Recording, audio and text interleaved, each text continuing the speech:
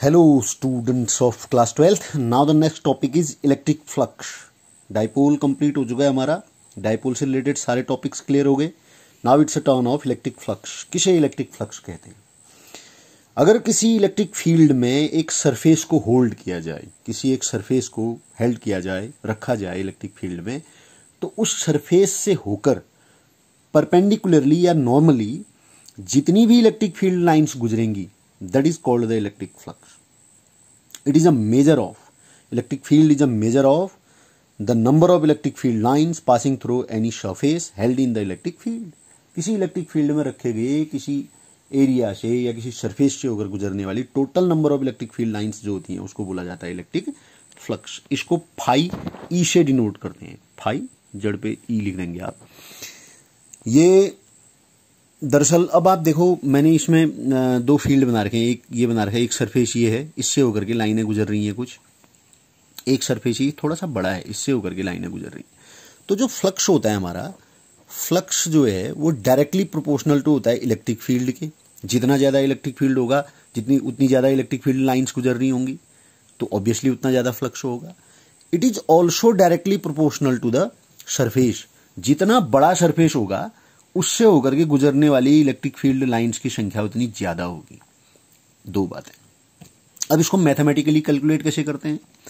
मैंने देखिए एक सरफेस एरिया ले लिया, ये पूरा सरफेस माना ए है, इसका एक एलिमेंट ले लिया हमने, सरफेस एलिमेंट डी ए ले लिया, जो कि इस सरफेस के नॉर्मली है, इससे 90 डिग्री का एंगल बना रहा है, परपेंडिकुलर मतलब ये बना रहा है, ये हमने ले लिया. और जो electric field E electric field में रखा हुआ है, तो डी ए सरफेस हो गया.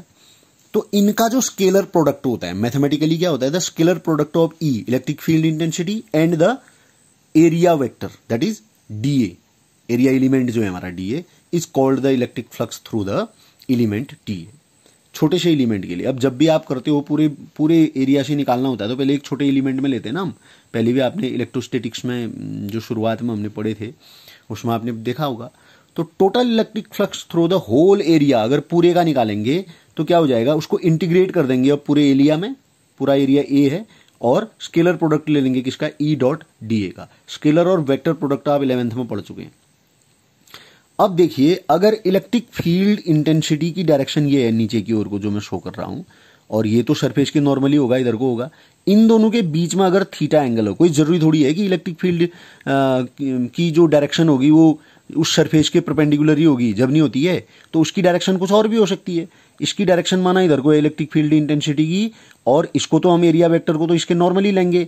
इन दोनों के बीच में अगर थीटा एंगल हो तो जो डॉट प्रोडक्ट होता है ए डॉट बी, जिसे आप स्केलर प्रोडक्ट कहते हैं, वो होता है ए बी कॉस थीटा.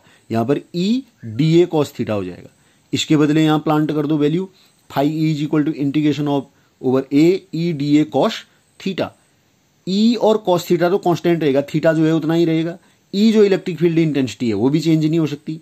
इसका इंटीग्रेशन कर दो किसका? डीए का. डीए का इंटीग्रेट, डीए स्मॉल एलिमेंट है, इंटीग्रेट करेंगे तो पूरा एरिया आ गया. तो इसके बदले आ जाएगा ए, इस पूरे के बदले तो हो गया ई into A cos theta, E A cos theta. ये मैंने लिखा है, ये मैथमेटिकल रिप्रेजेंटेशन होता है इसका.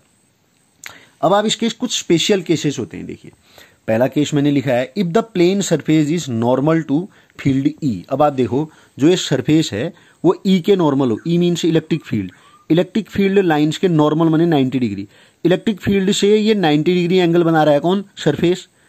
और सरफेस से 90 डिग्री का एंगल कौन बना रहा था? ये जो हमारा एरिया एलिमेंट था. तो इन दोनों के बीच में जो थीटा हो जाएगा, किस किस के बीच में? एक ही डायरेक्शन में नहीं होगे दोनों. फिर ई और डी ए, ई और डी ए जो होंगे वो एक ही डायरेक्शन में हो जाएंगे. दोबारा समझो, ई इस सरफेस से 90 डिग्री का एंगल बना रहा है, डीए भी सरफेस से 90 डिग्री का एंगल बना रहा है, तो दोनों सेम डायरेक्शन में नहीं होंगे. तो थीटा जो हो गया वो हो जाएगा 0. तो हो जाएगा आपका phi is equal to E A cos 0. Cos 0 का मान 1 होता है, ई इंटू ए. दूसरा, if the plane surface is parallel to electric field. अब इलेक्ट्रिक फील्ड के, फिर यहां देखो, इलेक्ट्रिक फील्ड के पैरेलल है. इलेक्ट्रिक फील्ड और सरफेस दोनों पैरेलल हैं, तो दोनों की डायरेक्शन सेम हो गई, और उनके परपेंडिकुलर होगा डी ए परपेंडिकुलर होगा, तो डी ए और ई के बीच में एंगल जो होगा वो कितना हो जाएगा? 90 डिग्री. तो ये हो जाएगा आपका ई ए कॉस 90. कॉस 90 का मान 0 होता है, 0 से मल्टीप्लाई करेंगे 0 आ जाएगा.